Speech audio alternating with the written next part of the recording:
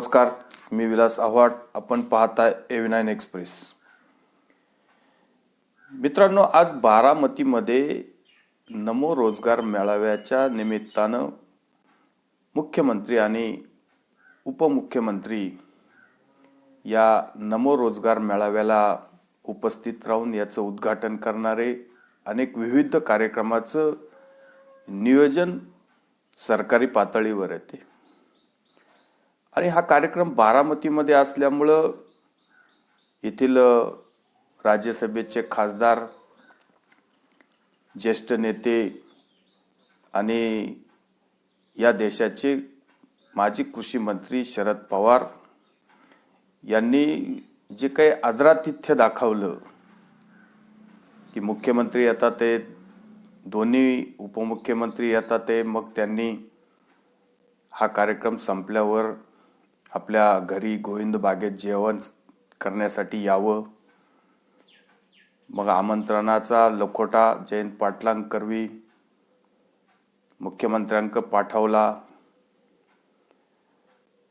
खरं तर मला हे आठवत नाही की उद्धव ठाकरेंना कधी महाविकास आघाडीच्या सरकार जे 2.5 वर्ष होतं ते शरद पवारांनी उद्धव ठाकरेंना बारामतीमध्ये असं काही जेवणाचं आमंत्रण दिलेले. खरं तर उद्धव ठाकरेंना यावेळेस त्यांनी, जरी ते मुख्यमंत्री नाही पण राज्याचे माजी मुख्यमंत्री आहेत, त्यांना पण जेवणाचं आमंत्रण दिलं असतं तर त्यांना गुजरातला जाऊन जे अंबानींच्या घरी सहकुटुंब जेवायला जायची गरज आली नसती. खरं तर उद्धव ठाकरेंवर हा शरद पवारांनी फार मोठा अन्यायच केला आहे. बघा, ते उद्धव ठाकरे गुजरातमध्ये गेलेत.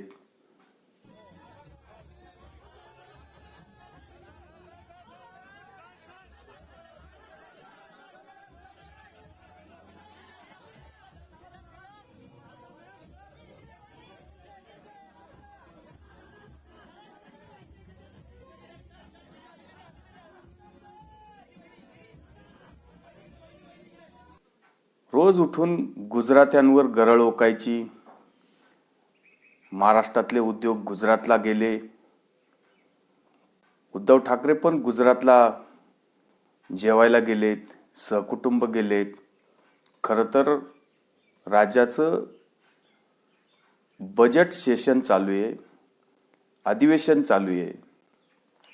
या अधिवेशनामध्ये अनेक प्रश्न तळागाळातले असतात, लोकांचे असतात, जनसामान्याचे असतात, शेतकऱ्यांचे प्रश्न असतात. आदित्य ठाकरे पण त्यांच्याबरोबर आहे.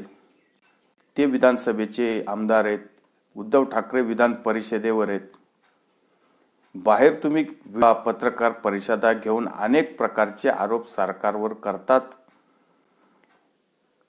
खरं तर या आरोपांमध्ये कुठलंही तथ्य नसतं, पण पत्रकार परिषदांमध्ये काही बोललं तर चालतं, त्याला काही लिमिट नसतं. तिथं कोणी तुम्हाला विचारणार नाहीये. आणि विधानसभेमध्ये तुम्हाला ज्या काही आरोप करायचे असतील, काही मागण्या करायच्या असतील, तर त्याचं तुम्हाला लेखी स्वरूपात हे सगळं टेबल करावं लागतं. कारण तिथं एकही शब्द तुम्ही चुकीचा करू शकत नाही, चुकीचा बोलू शकत नाही. आणि मग आपल्याकडं सरकारला विरोध करण्यासाठी कुठलंही भांडवल नाही. मग आपण तोंड लपवत मेजवान्या झोडायच्या, अशी परिस्थिती उद्धव ठाकरेंवर आज आलेली आहे.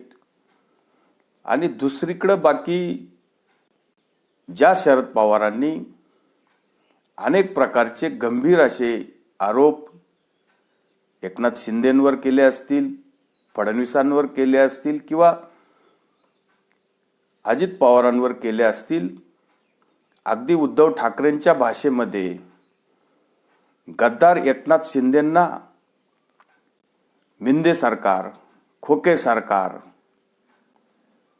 किंवा देवेंद्र फडणवीस हे अनाजीपंत, अगदी पेशवे, असे वारंवार उल्लेख ज्या शरद पवारांनी देवेंद्र फडणवीसांच्या बाबतीत करून या महाराष्ट्रामध्ये जातीवाद केला आणि नेहमी ब्राह्मणांचा द्वेष करणारी संस्कृती जी महाराष्ट्रात आणली, आजही ती नवीन पिढी जी शरद पवारांची नवीन पिढी आहे, त्यात सुद्धा मोठ्या प्रमाणामध्ये ब्राह्मणांचा द्वेष केला जातो. हे आपल्याला आता काही वेगळं सांगायची गरज नाही. किंवा इतक्या दिवस शरद पवारांबरोबर आपले पुतणे या पक्षवाढीसाठी बरोबर होते, आज त्यांनाच घरभेदी बोलायचं, सगळ्या कुटुंबानं त्यांच्यावर बहिष्कार टाकायचा, त्यांना गद्दार बोलायचं. मग अशा लोकांना शरद पवारांनी निमंत्रण दिले, याचं काहीतरी कारण असेल ना. असं कुणी कोणाला निमंत्रण देत नाही. खरं तर अंबानींच्या मुलाचं लग्न आहे, काही गोष्टीची औपचारिकता असते. तुम्हाला निमंत्रण आलं म्हणजे तुम्ही गेलंच पाहिजे असंही नाही. पण काही लोकांना औपचारिकता समजत नाही आणि मग मेजवान्या झोडायच्या. आज एक बोलायचं, उद्या एक बोलायचं. अनेक उद्योगांना विरोध करायचा, अदानींना बदनाम करायचं. महाराष्ट्रातून उद्योग पळाले, गुजरातनी नेले. 2 गुजराती चोर आहेत, हे भारतीय जनता पार्टी चोर मंडळ आहे. अशा प्रकारच्या या सगळ्या विखारी टीका आपण उद्धव ठाकरेकडून ऐकलेल्या आहेत. बाकी मेजवान्या झोडायला गुजरातमध्ये जातात. पण इथं बाकी तुम्हाला सांगतो, शरद पवारांनी अगदी धूर्तपणे जी जेवणाची डिप्लोमॅसी खेळली की आमच्या बारामतीमध्ये पाहुणे येतात आणि मग हा कार्यक्रम झाल्यावर जेवणासाठी आमच्याकडे या, निमंत्रण दिले. पण अतिशय नम्रपणे मुख्यमंत्र्यांनी पण ते नाकारलं की आमचा व्यस्त कार्यक्रम आहे, पूर्वनियोजित कार्यक्रम आहे, दिवसभरात अनेक कार्यक्रम असल्यामुळं आम्ही तुमच्याकडे येऊ शकत नाही. अशा प्रकारचं नम्र निवेदन मुख्यमंत्र्यांनी केलं. आणि राज्याचे गृहमंत्री आणि उपमुख्यमंत्री देवेंद्र फडणवीसांनी पण शरद पवारांना पत्र पाठवून त्यांनी पण या निमंत्रण अस्वीकार करून सांगितलं की अजित पवारांच्या पुढाकाराने नमो रोजगार मेळाव्याचं आयोजन केलेलं आहे आणि त्यानंतरही आम्ही छत्रपती संभाजी महाराजांच्या स्मारकाचं उद्घाटन करायला जाणार आहे. त्यातही त्यांनी अनेक व्यस्त कार्यक्रम सांगितले. खरं तर हा शरद पवारांना मारलेला टोला आहे. औरंगजेबाच्या कबरीवर फुले वाहणारे डॉक्टर प्रकाश आंबेडकर तुम्हाला बरोबर चालतात. आम्ही हे स्वीकार करू शकत नाही. आम्ही छत्रपती संभाजी महाराजांचेच पाईक आहे, स्पष्ट सांगितलं. आणि हा जो काही कार्यक्रम आहे हा अजित पवारांच्या पुढाकाराने नाही. अगदी व्यवस्थित थोडक्या शब्दांमध्ये देवेंद्र फडणवीसांनी शरद पवारांना उत्तर दिले आणि निमंत्रण अस्वीकार करून सन्मानाने किंवा नम्रपणे ते नाकारले. हे नाकारण्याचं खरं कारण काय? तुम्हाला जेव्हा एखाद्या व्यक्तीचा तुम्ही आता तुमच्या कामातून पराभव करू शकत नाही, तेव्हा तुम्ही त्यांची जात काढतात आणि मग या सगळ्या गोष्टी देवेंद्र फडणवीसांनी काय सांगितल्या त्या पण एकदा बघून घ्या. ज्यावेळी काही सापडत नाही विषय, पवार साहेबांसारखा माणूस देखील जातीवर जातो ना. ज्यावेळी आम्ही संभाजीराजेंना तिकीट दिलं त्यावेळी किती नाराज झाले होते पवार साहेब. त्यांनी स्टेटमेंट दिलं की पूर्वी छत्रपती पेशवे नेमायचे, आता पेशवे छत्रपती नेमतात. त्यामुळे हे काही नवल नाही आहे. एखाद्या व्यक्तीच्या विरुद्ध, आणि माझ्या विरुद्ध तर नेहमीच मी बघितलं आहे, जेव्हा कुठलाही विषय मिळत नाही त्यांना माझ्यावर भ्रष्टाचाराचे आरोप लावता येत नाही, त्यांना माझ्यावर इनएफिशियन्सीचे आरोप लावता येत नाही, त्यांच्यावर माझ्यावर राजकीय आरोप लावता येत नाही, त्यावेळेस जातीचे आरोप लावण्याचा प्रयत्न करतात. महाराष्ट्र खूप पुढे गेला, त्यांना हे समजत नाही. आणि अलीकडच्या काळात मला असं वाटतं की काही नवीन नेते देखील हा प्रयत्न करतायत. त्यांनाही महाराष्ट्र समजून घ्यावा लागेल. महाराष्ट्र हा जातीपातीत अडकणार नाही. हा जेवणाचा कार्यक्रम ठेवण्याचं काही कारण पण असावं. 2024 मध्ये आता ह्या येणाऱ्या 15 दिवसात लोकसभेचं जवळजवळ नोटिफिकेशन होईल, आचारसंहिता लागू होईल. त्यात हे मराठा आरक्षण, विधानसभेमध्ये किंवा विधान परिषदेमध्ये SITची स्थापना झाली, मनोज जरांगे पाटलांचं प्रकरण, राजेश टोपे, रोहित पवार, या सगळ्या गोष्टी शरद पवारांना अडचणीच्या होऊ शकतात. हे सगळे धागेदोरी राष्ट्रवादी शरदचंद्र पवारांच्या गळ्यात राजकीय फास. कारण हे सगळे लोक जरांगे पाटलांच्या भोवती 2-4 महिने घिरट्या मारत होते. ही सगळी रसद राष्ट्रवादीकडून पुरवली जात होती.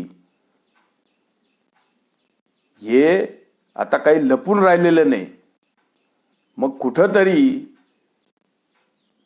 या चौकशीची तीव्रता कमी करायची आणि आपले राजेश भैया झालं किंवा रोहित पवार झालं, मग जरांगेला तुम्ही काय करायचं करा,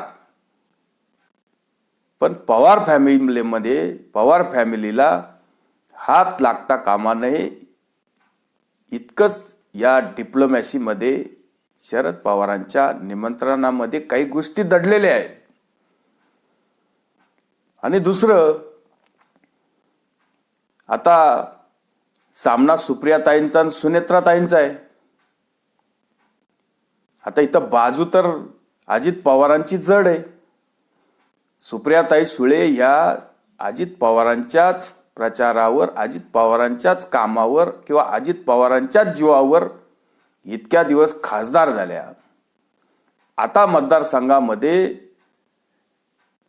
सातत्याने फिरून सुद्धा अनेक लोक अजित पवारांच्याच बाबतीत बोलतात. कुठले आश्वासक असं काही शब्द सुप्रियाताईंना मतदारसंघात मिळत नाही. आणि सुप्रियाताईंची परिस्थिती लोकसभा मतदारसंघात अतिशय गंभीर आहे. पराभव अगदी समोर दिसतोय. आणि शरद पवारांचं वय झालंय. शरद पवारांना असं वाटतंय की आता आपली सुकन्या, आपली प्रिय कन्या आपल्या डोळ्यासमोर लोकसभा मतदारसंघ हरते की काय. मग जरा देवेंद्र फडणवीसांना किंवा एकनाथ शिंदेंना बोलावून काहीतरी कानामध्ये कुचकुच करून असा एक प्रयत्न करायचा, असा एक भासवायचा की जाऊ द्या, सुप्रियाताईंच्या विरोधात खूप काही तुम्ही प्रचार करू नका, कधीतरी आम्ही तुमच्या बरोबर येऊ, भारतीय जनता पार्टी बरोबर पण येऊ, असं एक गाजर दाखवायचं. पण शरद पवारांनी असे भारतीय जनता पार्टीला अनेक गाजर दाखवलेले. खरं तर शरद पवारांनी शिवसेना आणि भारतीय जनता पार्टीमध्ये जो काही मिठाचा खडा टाकला तेव्हापासून 2014 पासून जे उद्धव ठाकरेंचे आणि भारतीय जनता पार्टीचे संबंध खराब झाले, याला कारणीभूत फक्त शरद पवार आहे. आणि 2019 मध्ये पण देवेंद्र फडणवीसांना बाजूला ठेवायचं, मराठा आरक्षण मिळवू नये, सुप्रीम कोर्टात ते टिकू नये. उद्धव ठाकरेंना या सगळ्या याच्यामध्ये प्रशासकीय अनुभव नाही, काही नाही, खुर्चीवर बसले, घरात बसले, सुप्रीम कोर्टात हे आरक्षण टिकलं नाही, हे शरद पवारांना पाहिजे होतं. या सगळ्या गोष्टी आता देवेंद्र फडणवीसांच्या पण लक्षात आल्या आहे की शरद पवार किती गेम करतात. खरं तर ही जातीवादी सगळी भाषा, हे विष शरद पवारांना पण आपल्या 50 वर्षामध्ये इतका असा चतुर आणि इतका ब्रिलियंट हुशार राजकारणी मिळाला नाही. आज शरद पवारांची अशी परिस्थिती आहे की शरद पवारांचे अख्खे डाव देवेंद्र फडणवीसांनी फेल करून टाकले. मग अशा प्रकारचं डिप्लोमॅसी करून, जेवणाला बोलून जनतेमध्ये संदेश द्यायचा की आम्ही पण मोदींना सपोर्ट करू शकतो. कधीतरी तुम्ही 2014 मध्ये राज ठाकरेंनी पण काही असे लोक उभे केले होते आणि निवडून आले तर आम्ही नरेंद्र मोदींनाच पाठिंबा देणार आहे. या गोष्टींवर कोणी आता विश्वास ठेवत नाही.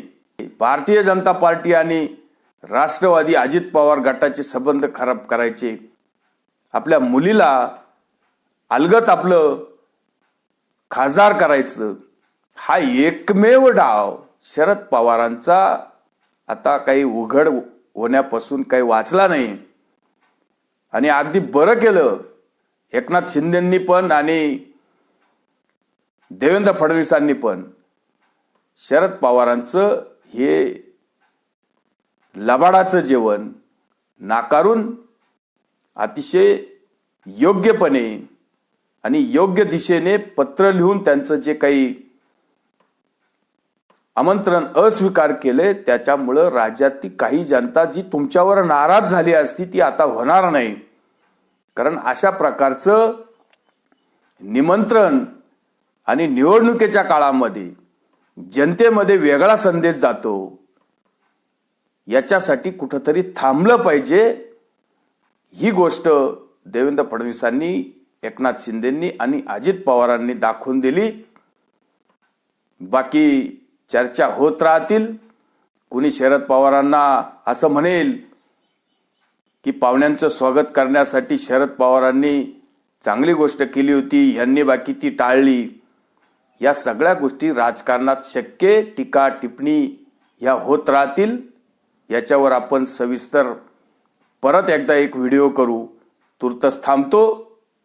व्हिडिओ आवडला असेल तर लाईक करा, शेअर करा. धन्यवाद.